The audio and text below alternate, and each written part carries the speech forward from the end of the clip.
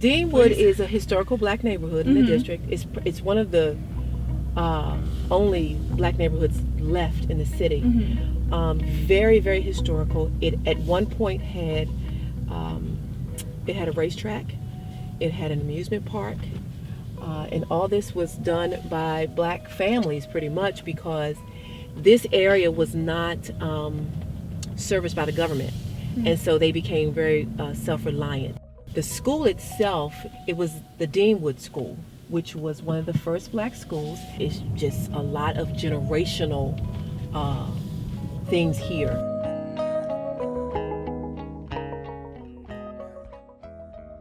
Here's at Jamaica, we had a great time. Okay, we're going in, we're going in 122. Wait a minute, come here. No? Yeah, a little bit. What? We have two career pathways, which is ACAD, which is what you guys saw in the post, and then we have leadership JRTC. So this is it. This whole wing is us. We kind of self-contained back here. Got our own restroom, labs are over here. So when you come here, at the freshman year, your ninth graders, they take both intro to ACAD and JRTC so they can get a kind of feel for which pathway they want to follow. And then in 10th grade, they decide which one they are going to do. If students decide to continue the construction track, known as the Academy of Construction and Design, or ACAD, they begin to take hands-on courses while also learning about more technical aspects like math, design technology, and blueprint reading. By their senior year, they take the skills they've learned to the construction site under the guidance of certified professionals and industry leaders. Throughout their time in the program, students have the opportunity to work on real projects that help real people. So this is Intro to ACAD, so the ninth graders are here. Our Intro to ACAD teacher is an alum. She actually went through the program and graduated. I see a lot of me in a lot of them. So a lot of things I used to do in high school as far as not wanting to go to class and not really having interest in construction originally, and then, trying to do what someone else did for me as far as like turn their perception or perspective around about the program to show them the different opportunities that are available. How do you know how to count it on your layout? Show our cut team, AA round, who actually, all three of you guys work on finishing your cuts. My name is Milne. I teach at Idea Public Charter School. So I've taught in DC for the last 10 years, but I heard it was coming here, and I'd been teaching social studies for a decade at least. But I had experience building houses in college with a contractor, so I just gave it a shot and it worked out. Nice. It's the best job ever. I'm loving it. The goal of it is to increase student interest and participation in the trades, to get kids certified with an NCCER, which is a nationally recognized certification. And the goal is for them to pass those exams, but also get a lot of hands-on experience, and then if they want, it's just really about giving students more options. So my name is Kyeon Ford, and I'm in 10th grade. So I always wanted to know what it looked like to actually build a house, and it's good to see a house through all of its processes. We are building a minimum house. The designer and the owner of the house actually gave us the plans so that we could recreate it. In addition to a lot of real energy efficient. It has a cistern system and solar panels, and it's got propane. The neat thing is it has an incinerator toilet. And one kid looked at me, he said, "So does it burn you if you sit down?" No, you don't burn until you get up. Unfortunately, this area is considered a food desert. We hope to be able to provide the fruits and vegetables for our school. So these are some more beds. We got compost bins back here. When you think about construction, most of the time you're not really thinking about like a garden. Right. It's totally different. But we wanted to make sure that we could incorporate all this and give our school something that they need, that we all need, and also giving the kids the skills that they need to get through this program. What kind of skills have you learned, like in the classes? How to properly use the tools, what the codes are, using the tools and the layouts and stuff. Our girls rock. Nice. They really do. Girls do better because they understand that they're in a male-dominated industry, so they try harder. They think things through. The girls really put forth great effort, and I'm really proud of them. The skills that you're learning can't be taken away from you. Plus you have credentials to back it up. So in that regard, I guess, students are getting kind of like so many benefits out of one program. I think it expands kids' opportunities to see what's out there and different job opportunities and career paths. We're feeding the industry, we're feeding the future. We're just feeding these kids so that they can be successful. And that's it, that's all. That's what we're here for. I do definitely want to continue to do this, and I probably want to own a company in this too. Hey everybody, this is the tiny house that the students of the Academy of Construction and Design completed last school year. And if anybody's interested, it's for sale. Give us a call at Idea Public Charter School.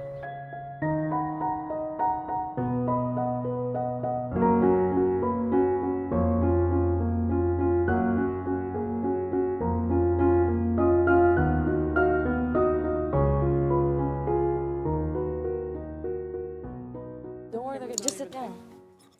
Let me get my straight face. You can smile. Ian, you can smile.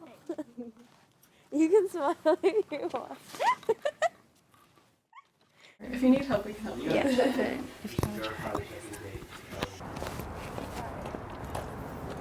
So like that, just like that. But like I'm not even close to the Facing her.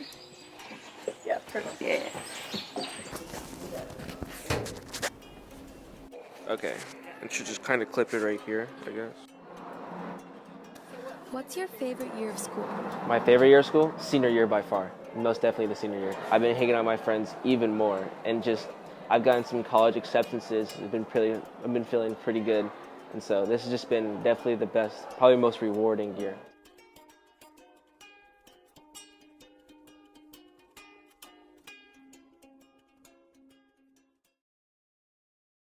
What's a fun project or activity that you did recently at school? On the 100th day of school, we made a necklace with 100 Fruit Loops on them. And in science, we just did a solar system walk across the hallway where each group made a poster for their planet. I think when we made the wind socks and used a fan to make sure they worked. Sometimes when you're doing something fun in class or something, then that's good. But other than that, when you're doing just work and listening to the teacher do stuff on the board, then yeah, that's pretty boring. What would you change about school to make it more interesting? Well, maybe more projects that encourage the student more to, that are academic, obviously, but also are fun, and to kind of guide the children's learning in fun. Have some more field trips, because we barely have field trips, 2 a year or something, so. I guess a teacher could try to do projects where a student can connect their own interests to it. This year I remember in math class, which I don't like, usually we did a project where we had to teach a lesson to someone, but we had to do it in a cartoon style. So that was a creative way to make sure you were learning what you needed to learn. I wish we didn't have to teach all we got to play with. All we got to do was play. But maybe if you brought I don't know, a Rubik's Cube or a yo-yo or something, yeah, I think that would make it less boring. That's actually possible that maybe they'll allow. Do you believe that mandatory classes contribute to boredom in school? Yeah, I think that was a big problem for me in previous years where I was in classes that I wasn't really interested in, so naturally my motivation to do the assignments went down, and now that I have the chance to choose what I want to do, I've become much more, active in learning, and I've enjoyed school much more. I think it's so important to have electives, especially just oddball ones. There's cultural anthropology, comparative religion, But I think it's those special electives that maybe other schools don't have that like keep me interested in going to school and like, you know, motivating myself because I'm like, I want to take these classes, I want to learn about these things. So. Do you think it's still necessary for students to take those fundamental classes? I think so. I think even if I haven't enjoyed some of the stuff I've learned while I've been learning it, I can definitely see myself applying it in the future. Like once you get into higher in grades, like middle school and high school, you're going to be learning like more complicated parts of math and reading. So if you don't know the basics, then it might be harder to do things like that. As you grow older, you kind of lose touch with like the things that you learned when you're a little kid, and sometimes those are the things that can help you out the most, like just basic things like sharing and not stealing and all that stuff. Next year, I'm looking forward to learning long division and having a class pet. Well, obviously, I'm looking forward to more freedom, more things, choices, you know, in classes, electives, everything, more freedom. I'm also looking into more friends because there are more people there, and I just think the social relationships are going to be better. I think like high school is difficult, but like it's easier because from what like my cousin said, that you have some projects, like more projects, and but then you'd have more time to do that. In high school, I heard that you get to have more freedom with your classes, and so I'm excited about that. I'm taking different science electives and different art electives. I'm definitely excited to not be a freshman anymore because there's obviously a lot of like, everyone's looking down on you. That kind of sucks, but yeah, I'm definitely excited to be a sophomore and not to be at the bottom of the barrel anymore. I'm really excited to see what else my education can do for me. I've begun to really love learning subjects I'm interested in. You know, if I really push myself right now, then I can push myself and enjoy myself really later on. I'm definitely looking forward to college. That's gonna be pretty fun, and not just because I'm leaving high school, but just because, you know, it's just another opportunity for me to go out and learn more things. I'm interested in engineering. I'll finally take those courses and see what it's like to be an engineer. Another thing, I enjoy the fact that in college I'll have much more independence. I think I'm really looking forward to that, being able to make my own decisions.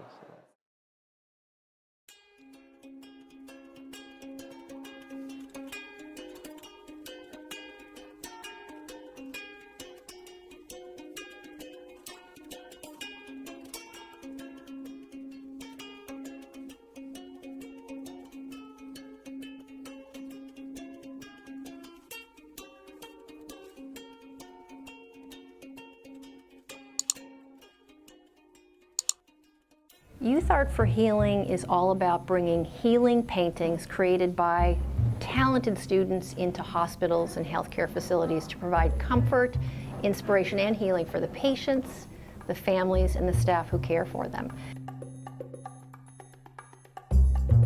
We partner with hospitals. We have our healthcare partners. We visit and go into specific areas that would really need uplifting, comforting, healing works of art. Art teachers contact us, say, hey, I'd love to do this with my AP students in art, my National Art Honor Society, my art club, and then we're off and running. The students create sketches before they paint their canvases, and we have art advisors who really pay attention from the beginning through the end. I look at the paintings to see, well, composition. Is it a good composition? Does it need to move to the right, to the left, up, down, eliminate something that's too busy, add something it's too sparse, make recommendations for color tones to use. It was pretty open-ended. There was a water theme, so I had to incorporate that in any landscape I was designing. There's a rule of even numbers, so if you had an animal, you'd have to incorporate either 2 or 4 or like 6.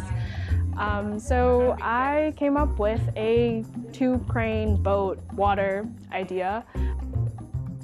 It took me a long time to do. We did a lot of the work in class. I don't have a great work ethic, so it took me an especially long time. I ended up taking my painting home, and I did a lot of work on it there. And yeah, so it was birthed, and I donated it. All of these kids are going to make really wonderful paintings, but it's that whole piece about, is it healing? Is it following the research that is really going to be a healing image to be in hospitals? Initially, it looked kind of different. It was yellow grass and rolling fields and a sunset, but they weren't feeling the red colors, so I completely redesigned my thing. They're learning to get out of themselves, to give to others and to give to the community. So there is a lot of growth in the students that we've seen by them thinking and giving to others. It's really interesting for a lot of the students because they think more about, what's aesthetically pleasing, what makes a good painting, what is going to look great in my portfolio. So this is a totally different way of thinking for them. The canvases are really big. It's something that they've never done before. And even students who are in my upper level art classes can be intimidated by that just by the sheer size. Even though the imagery might be a little bit more simplistic and easier to manipulate than some of the imagery they might make in their small work. Our criteria of what's acceptable is very high, and all of the students have always come up to that level and just given us amazing, amazing works. For any student getting started is to put paint on the canvas right away. The best thing about a painting is that you can always paint over it, you can always change it, it can always be improved. You can't really mess up. So, I mean, that's the message I really try to get across to my kids, is just starting is the hardest part. Once you start, it'll all work out.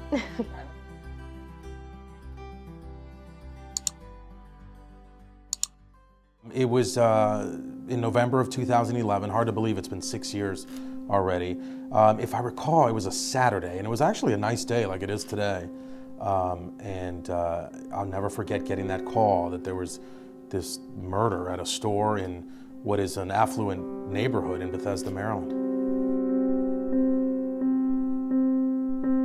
The young lady that died probably had something on the order of 10 different weapons used against her, including knives, a rope, hammers. Detectives arrived on the scene to find 2 Lululemon employees in the back of the store. One, Brittany Norwood, was alive, zip-tied in the bathroom. The other, Jana Murray, was deceased. The detectives interviewed Norwood, who claimed that she forgot her wallet inside the store the previous night after closing. Norwood called Murray, who came back to unlock the store for her coworker. As they were leaving, they went their separate ways, and then Brittany said she remembered she forgot her wallet and then she needed a Metro card to get home, so she called Jana and said, hey, do you mind meeting me back in the store? Because Jana was the only one with a key, and said, can you meet me back in the store and so I can get my Metro card? She said they went back in the store, opened the store, turned off the alarm, went inside, looked for her Metro card, looked for a wallet, couldn't find it. And as they were leaving, according to Brittany, that's when these 2 masked men showed up in the store. So those were our 2 suspects that we went with. So the next thing we did was, looked at the store, forensically processed the store, and looked to see if her story matched. And a lot of things matched. Like, for example, we found Jana's blonde hair throughout the store where Brittany said she was dragged. And then for days we covered the story, and something always seemed off to us. The first week that I covered it, I was under the assumption that they were looking for, 2 guys wearing black, it was within a few days they privately were thinking something else. Jimmy and I were like, well, why don't we go and talk to Brittany one more time, see if she remembers anything else. And we asked her to kind of go over the story one more time, and she was very, very good and very, very believable. She was crying at times, she was shaking when she was recalling, so it was actually pretty hard to interview her. So then she was like, another thing is, what I didn't tell the female detective is Jana was already dead, and they grabbed me and they threw me on Jana's body, and they were telling me that it's all your fault, this is your fault. I remember looking back and I'm like, this almost sounds like a movie. Like, this just sounds like too unbelievable. As the detectives investigated, they realized Norwood's account of the crime was implausible. She was an increasingly suspicious character in the case. She was laying on top of blood and rocks and like broken glass from like bases. But her bag, we later photographed her bag, her clothing. There was no blood transfer from the floor onto that. So that indicated to us that she laid on top of all that stuff after it was dry. The night of the crime, Murray's car disappeared from in front of the store. A few days later, it was found a mile away. Forensic analysis revealed traces of Norwood's DNA in the car.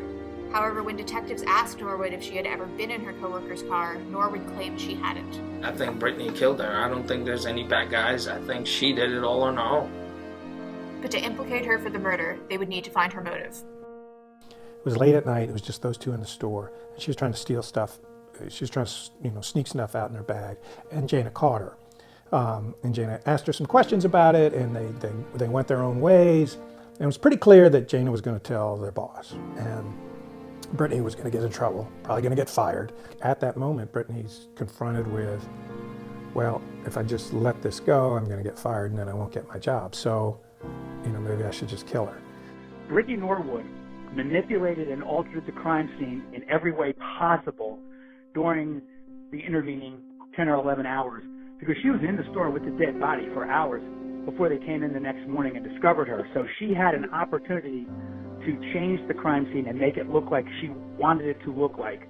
We needed more information from her, so we invited her for a couple of other interviews just to kind of try and catch her in more and more lies. She indicated that at some point in time, and she had left this out of the story in the beginning, the attackers asked her to move Jana Murray's car and then demanded that she come back without telling anybody. What's even more ridiculous is that the two bad guys were so trusting of her that they waited for like 10-15 minutes and were like, I hope she doesn't go to the police. And we confronted her with that, and finally we're just like, look, Brittany, like, we know, like, something happened to you and Jana, so why don't you tell us?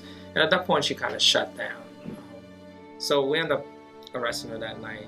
I always remember the week after when police kind of gave us a tip that, hey, something big is going to be announced here. They call a press conference saying we've made an arrest.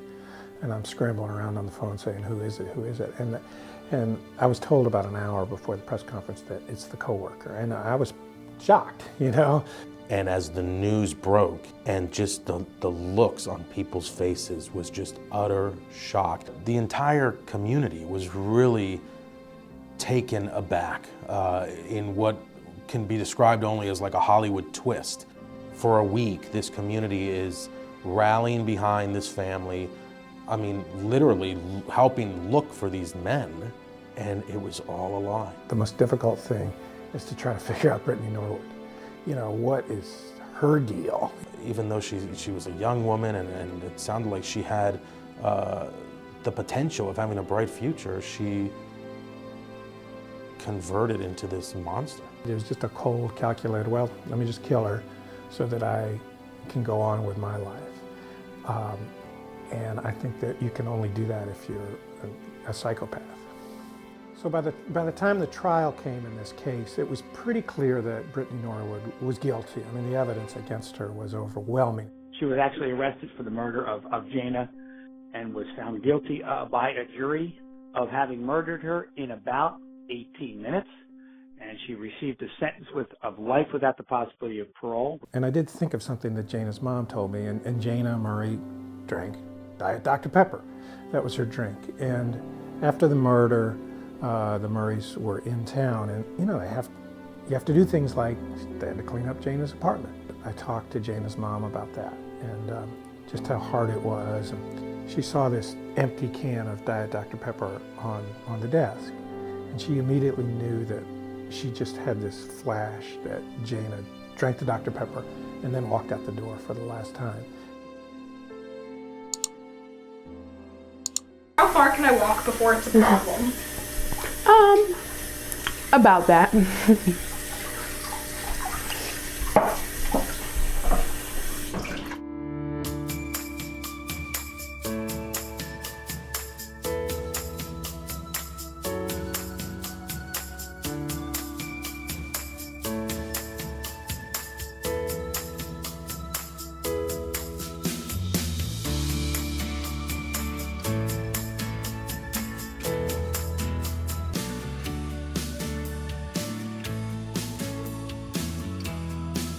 Hello and welcome back to Suburban Bakery. My name is Amy. And I'm Isabel, and today we're gonna make my fave triple chocolate mousse cake. We'll start by first making our mousse. You're going to need 3 1/3 cups of heavy cream, 8 eggs, half a cup of sugar, a 1/4 cup of light corn syrup, 7 ounces bittersweet chocolate, 2 teaspoons of vanilla, and 7 ounces of milk chocolate. We'll start by whipping half of your cream until soft peaks form. The recipe says to whip at medium-high speed, but I think it would be fun to just see how fast the mixer can go. Don't try this at home.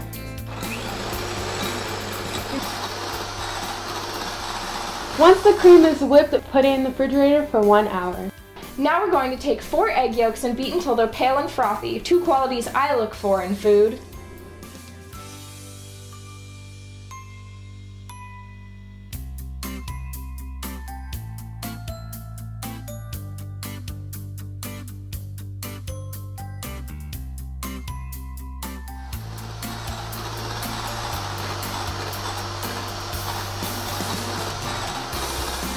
Now mix a 1/4 cup of sugar, 2 tablespoons of water, 2 tablespoons of corn syrup into a pot over high heat until it boils. Carefully pour the hot syrup into the eggs and mix until slightly thickened.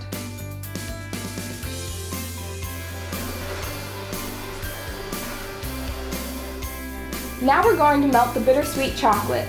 This would be a good time to use a double boiler to get nice smooth chocolate, but entropy is inevitable anyway, so I'm going to use my microwave.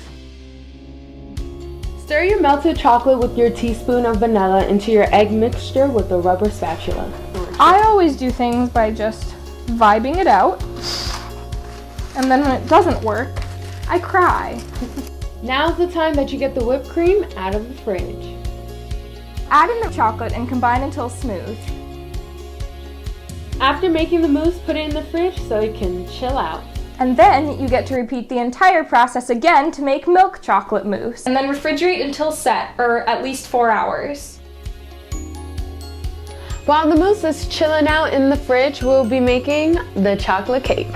Preheat your oven to 350 degrees and grease your 8 6-ounce ramequins. To make the chocolate cake, we're going to need 2/3 of a cup of all-purpose flour, 1/3 of a cup of unsweetened cocoa powder, 2/3 of a cup of sugar, 3/4 of a teaspoon of baking soda, a 1/2 teaspoon of baking powder, a 1/4 teaspoon of salt, 3 tablespoons of vegetable oil, 1/2 teaspoon of vanilla, a 1/4 cup of whole milk, and 1 large egg.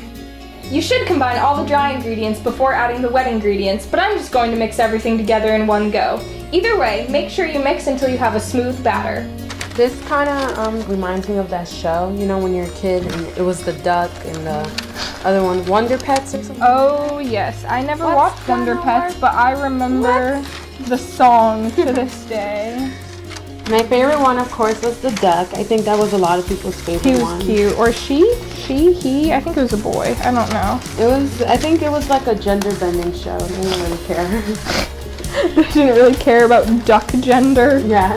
I was messed up when I found out that Blue from Blue's Clues was a girl. What? You didn't know that? No. There's also supposed to be a 1/4 of a cup of water in here, so make sure you add that.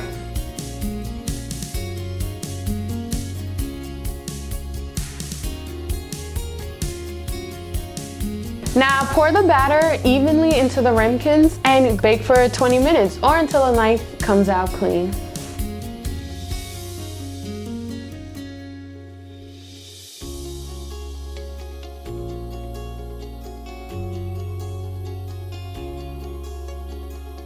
After you unmold the cakes onto the baking sheet, level them. The mousse won't stay nicely on a cake that isn't flat. You need a nice serrated knife, or actually, if you'd done this correctly, which I didn't, you would want a leveler, which I don't have. And now you've got some theoretically level cakes. Now you cut some parchment paper to fit around the cakes and adjust it tightly like that. And you're gonna get some tape, which I'm doing pretty ineffectively with one hand here. Transfer the bittersweet chocolate mousse into a pastry bag and pipe 1-inch layers of mousse on each cake.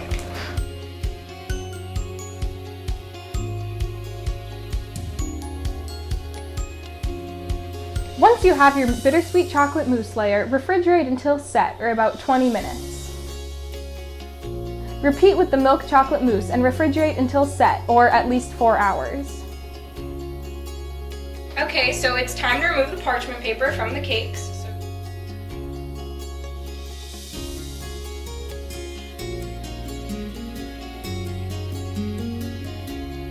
When I get married, I don't care what my husband says. It's gonna be a mousse cake, you know, chocolate mousse like we're making. You always know your marriage is gonna go well when the basis of it is, I don't care what my husband says. Exactly.